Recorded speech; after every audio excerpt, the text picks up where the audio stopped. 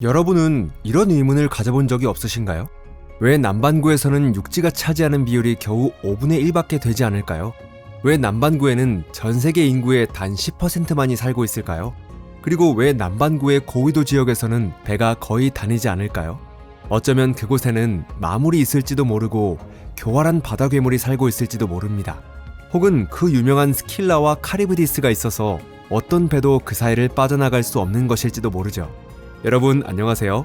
물론 이런 의문에 대한 답은 전설 속 괴물에 있는 것이 아니라 지리와 경제, 기상과 관련된 지극히 평범하고 현실적인 이유에 있습니다.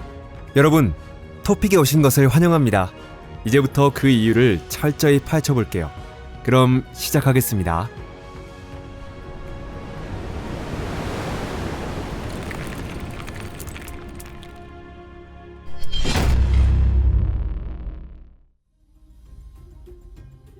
긴 거리가 원인일까? 잘 알려져 있듯이 지구본 위에서는 두 지점 사이의 최단 경로가 대원의 호로 나타나지만 평면 지도에서는 그 경로가 휘어져 보입니다. 이러한 역설이 생기는 이유는 구체인 지구를 기하학적 성질을 왜곡하지 않은 채 평면 지도에 표현하는 것이 기술적으로 불가능하기 때문이죠. 이 문제를 해결하기 위해서는 투영법이라 불리는 특별한 과학적 기법이 사용됩니다. 광대한 지역을 나타내는 소축적 지도를 제작할 때는 주로 원통도법과 원추도법이라는 투영법이 사용되는데요. 이 두 가지 도법은 복잡하고 정교한 수학적 기법을 바탕으로 구체를 평면으로 변환합니다. 따라서 예를 들어 오스트레일리아 동해안과 칠레 서해안 사이의 최단 경로는 대략적으로 말하면 호의 형태로밖에 나타낼 수 없습니다. 이 호의 길이는 두 대륙의 해안 가운데 어느 지점을 선택하느냐에 따라 달라지지만 대략 9,000에서 13,000km에 이르죠. 이는 상당히 긴 거리이지만 가장 긴 것은 아니며 해상 운송 항로로 가득한 아시아와 북아메리카 사이의 거리에는 미치지 못합니다. 이처럼 문제는 결코 거리만이 아닙니다. 훨씬 더 중요한 영향을 미치는 것은 이 두 남쪽 대륙 사이에 세계의 대양 가운데 가장 폭풍이 잦은 해역이 자리하고 있다는 사실이죠. 위험한 남위. 세계에서 가장 거친 해역에는 남위 40도, 50도, 60도 부근의 위도대가 포함됩니다. 오스트레일리아에서 남아메리카로 가기 위한 이른바 최단 항로는 바로 이 해역을 통과하죠. 18세기 무렵부터 이 남위 해역은 선원들 사이에서 포효하는 40도, 광란의 50도, 절규하는 60도와 같은 많은 것을 말해주는 이름으로 불려왔습니다. 초기 원양 범선이 처음으로 남위 40도 이남 해역에 진출하던 시절부터 이 극도로 위험한 바다의 가혹함은 전혀 변하지 않았는데요. 이 위도에서는 예나 지금이나 끊임없이 서풍이 불고 있죠. 게다가 이 바람은 말 그대로 지구를 한 바퀴 도는 바람이라고 할 수 있습니다. 그 진행 경로에는 육지도, 산도, 그 어떤 큰 장애물도 없습니다. 이 바람은 끝없이 펼쳐진 차가운 남대양의 바다 위만을 지나며 지구를 한 바퀴 도는데요. 북반구와는 달리 이곳에는 바람의 열기를 식혀줄 만한 해안조차 없습니다. 물론 이 비유는 적절하지 않을 수도 있겠네요. 왜냐하면 이 바람은 얼음처럼 차가운 공기의 흐름으로 얼어붙은 수분과 눈, 얼음의 미세 입자를 대량으로 품은 채 이동하기 때문입니다. 이 바람에 의해 파도는 더욱 거세지며 믿기 어려울 정도의 높이까지 솟아오릅니다. 이 해역 밖에서는 높이 6m의 파도조차 비정상적인 것으로 여겨지지만 포효하는 40도나 광란의 50도 같은 위도대에서는 파고가 보통 4에서 6m에 달합니다. 이 해역에서는 이것이 지극히 평범한, 말하자면 흔한 날씨입니다. 이런 날씨가 되면 베테랑 어부들은 미소를 지으며 이렇게 말하죠. 조금 거칠군. 반면 2에서 4일마다 아무런 전조도 없이 강력한 저기압이 들이닥치면 파고는 15에서 20m에 이릅니다. 또한 괴물 파도, 로그 웨이브의 경우에는 높이가 20에서 30m 또는 그 이상이 되기도 하죠. 이러한 거대한 파도를 만들어내는 것은 남대양 상공을 초속 20에서 30m 이상의 속도로 부는 바람이며 이 바람은 거의 아무런 저항도 받지 않은 채 광대한 해역을 가로질러 갑니다. 바람이 계속 불어가는 거리, 즉 이른바 취송거리는 수천 킬로미터에 이르며 지역에 따라서는 10,000에서 12,000km에 달합니다. 게다가 이 위도대에서는 저기압이 끊임없이 발생하죠. 이전 폭풍이 만들어낸 너울이 아직 가라앉기도 전에 새로운 폭풍의 파도가 겹쳐지면 이른바 파동 간섭 현상이 일어납니다. 거대한 파도가 또 다른 거대한 파도와 겹쳐지면서 높이 20에서 30m에 달하는 거대한 물의 장벽이 형성되는 것이죠. 여기에 서쪽에서 동쪽으로 흐르는 남극 순환류도 영향을 미치고요. 그리고 이 해류와 반대 방향으로 바람이 불면 매우 흥미롭지만 동시에 극도로 위험한 현상이 발생합니다. 파도는 더 짧아지고 더 높아지며 파도의 마루는 더욱 가파르게 변하죠. 이러한 파도는 최신형 선박을 포함해 모든 배에 매우 위험합니다. 그렇지만 현대의 초대형 컨테이너선의 가장 위험한 것은 파장이 300에서 500m에 이르는 장주기파인데요. 이러한 파장은 길이가 300에서 400m에 달하는 현대 컨테이너선의 전장과 거의 같습니다. 만약 그런 컨테이너선이 선수는 하나의 파도 꼭대기에, 선미는 옆 파도의 꼭대기에 걸치게 된다면 선체의 중앙부는 아래로 꺼져 들어가는 듯한 상태가 됩니다. 이때 선박은 크게 휘어지며 아무리 튼튼한 소재라 하더라도 버티지 못하고 마른 나뭇가지처럼 두동강 나버릴 수 있습니다. 선수나 선미가 공중에 뜬 채 아래로 처지게 되는 경우에도 마찬가지 현상이 발생하죠. 그러나 선박의 위험한 것은 이러한 장주기파만이 아닙니다. 배가 높은 파도에서 떨어져 2에서 3G에 달하는 가속도로 수면에 내리꽂히는 경우에도 치명적인 위험이 발생하는데요. 그 정도의 충격을 견딜 수 있는 금속은 결코 많지 않습니다. 더욱이 추락 과정에서 선수가 물속으로 파고들면 해수가 갑판 위로 밀려들고 그 엄청난 힘으로 컨테이너 고박장치가 뜯겨나가면서 수톤에 달하는 컨테이너가 마치 장난감 고무공처럼 튕겨 날아가 버립니다. 얼음과 빙산. 남대양을 횡단하는 선박에게 또 하나의 중대한 위험은 빙산과의 충돌 그리고 해역의 얼음 상태의 전반인데요. 다만 남위 해역의 빙산은 유명한 타이타닉호 침몰의 원인이 되었던 일반적인 빙산과는 다릅니다.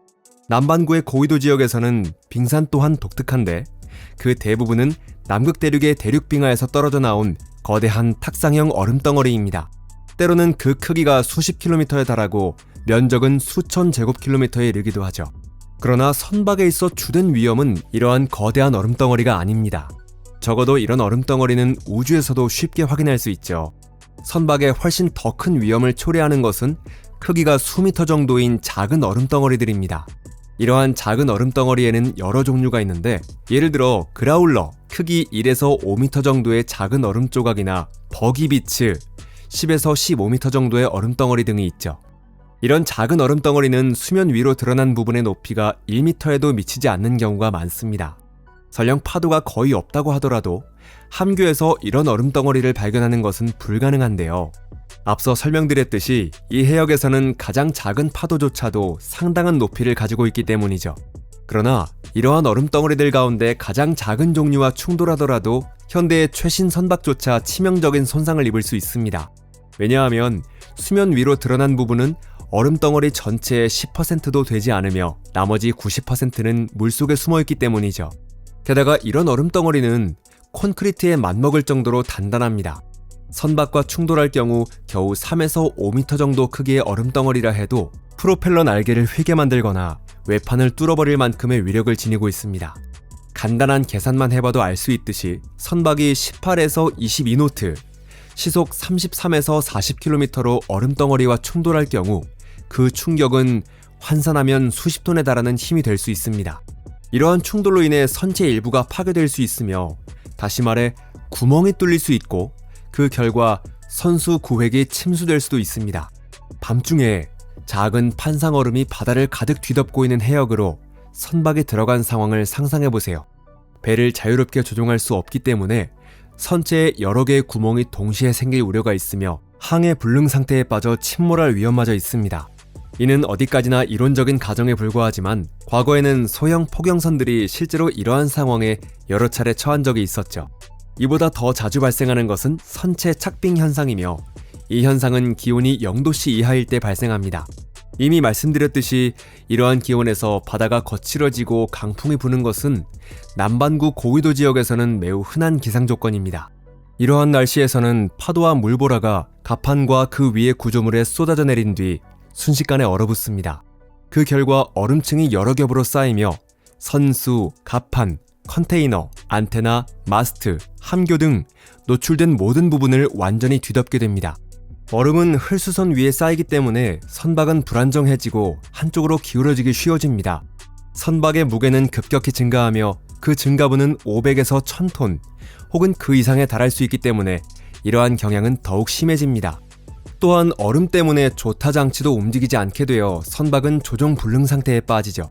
이처럼 일종의 연쇄 반응이 일어난 결과 착빙은 더욱 가속되며 만약 3시간에서 6시간 이내에 승무원들이 얼음을 제거하지 못한다면 상황은 위급해지고 선박은 쉽게 침몰할 위험에 처하게 되죠. 경제는 지리보다 중요하다. 이처럼 폭풍이 잦은 남반구의 고위도 해역을 가로지르는 지름길은 곰곰이 생각해보면 첫째로 그리 짧지 않고 둘째로 위험으로 가득 차 있다는 사실을 알 수 있습니다. 그러나 위험이 인류 문명의 발전을 오랜 기간 가로막은 적이 있었을까요? 아니요, 없었죠. 반면 경제적 이익의 부재는 모든 시도와 계획을 가로막아 왔습니다. 이 문제 역시 마찬가지로 남반구의 고위도 해역을 통과하는 활발한 운송 항로가 존재하지 않는 가장 큰 이유는 경제적인 요인에 있습니다. 왜냐하면 이 문제에서는 경제가 이 지역의 지리적, 기후적 조건보다 우선되기 때문이죠. 실제로 운송량이 극히 적은데도 그 물류를 유지하기 위해 굳이 막대한 노력과 비용을 들여 사람의 생명과 선박을 위험에 노출시킬 필요가 있을까요? 해운은 물동량이 많은 곳에서 발전하는 산업입니다. 현재 화물 운송이 가장 활발한 구간은 아시아 유럽, 아시아 북아메리카, 유럽 북아메리카, 페르시아만 아시아, 그리고 남아메리카 유럽 및 아시아 구간입니다. 보시다시피 이 목록에는 오스트레일리아와 남아메리카를 연결하는 해상 운송 항로가 포함되어 있지 않습니다. 애초에 그런 항로가 발달할 수 없는 것이죠. 왜냐하면 이 두 지역은 곡물, 육류, 광석 등 어느 정도 공통된 1차 산품을 수출하고 있기 때문입니다. 물론 두 지역 사이에 소규모 무역은 이루어지고 있습니다. 예를 들어 칠레에서 오스트레일리아로는 아연 광석, 냉동 과일, 견과류가 수출되고 있으며 오스트레일리아에서는 칠레로 석탄과 비료가 수출되고 있죠. 그러나 그 규모는 크지 않으며 보다 안전한 항로와 중간 기항제를 거쳐 운송되고 있습니다. 그 밖에 많은 상품에 대해서는 남아메리카와 오스트레일리아는 거래 상대라기보다 경쟁 상대이기 때문에 비슷한 상품을 서로 사고팔 필요가 없는 것입니다. 게다가 그만큼 중요하지는 않지만 또 하나의 측면도 있는데요. 그것은 이 두 대륙 사이의 남위 해역에 대규모 항만이 거의 없고 섬도 극히 적다는 점이죠. 광대한 바다에 흩어져 있는 고립된 섬들은 말 그대로 한 손에 꼽을 수 있을 정도밖에 없습니다. 게다가 이 섬들은 너무 작고 기반 시설도 열악하기 때문에 대형 화물선이나 여객선이 연료를 보급하거나 수리를 하거나 승무원을 교대할 수도 없고 폭풍을 피해 대피할 수도 없습니다. 또한 중개 항만이 없다는 것은 현대 물류의 기반이 되는 환적 화물 수송에도 큰 제약이 됩니다. 이는 경제적인 관점에서 매우 불리한 조건이죠. 그렇다고 해서 남대양의 해상교통이 항상 이처럼 한산했던 것은 아닙니다. 불과 100에서 150년 전까지만 해도 남반구 고위도 해역은 상당히 빈번하게 이용되고 있었습니다. 예를 들어 범선이 남반구의 고위도 해역을 거쳐 오스트레일리아에서 유럽으로 돌아갈 때는 강력한 서풍을 이용해 매우 빠른 속도로 항해했습니다. 유명한 원양 클리퍼선들은 남태평양을 지나 티에라 델 푸에고 끝에 위치한 혼고즈를 돌아 대서양을 횡단해 유럽으로 향하는 항로를 이용했죠. 다만 이때의 남아메리카 오스트레일리아 항로는 두 대륙을 직접 연결하는 항로가 아니라 유럽으로 향하는 도중의 경로에 불과했습니다. 수에즈 운하가 개통되면서 클리퍼선의 시대는 막을 내렸고 이를 대신한 증기선은 연료를 절약하기 위해 보다 잔잔한 해역을 항해해야 했습니다. 이후 거대한 컨테이너선이 등장하면서 남쪽으로 우회하는 항로는 완전히 쇠퇴하고 말았죠. 왜냐하면 현대의 해상 컨테이너 운송은 대형 선박과 대량의 화물을 처리할 수 있는 대규모 항만의 존재를 전제로 하기 때문입니다. 현재 오스트레일리아의 화물 운송은 주로 아시아를 대상으로 이루어지고 있으며 칠레는 주로 미국과 중국을 향해 해상 운송을 하고 있습니다. 위험한 남반구의 고위도 해역을 이용할 필요가 없는 것이죠. 오늘 영상이 재미있으셨다면 꼭 좋아요와 평가를 남겨주시고 친구들에게도 공유해주세요. 시청해주셔서 감사합니다. 그럼 다음에 또 뵙겠습니다. 안녕히 계세요.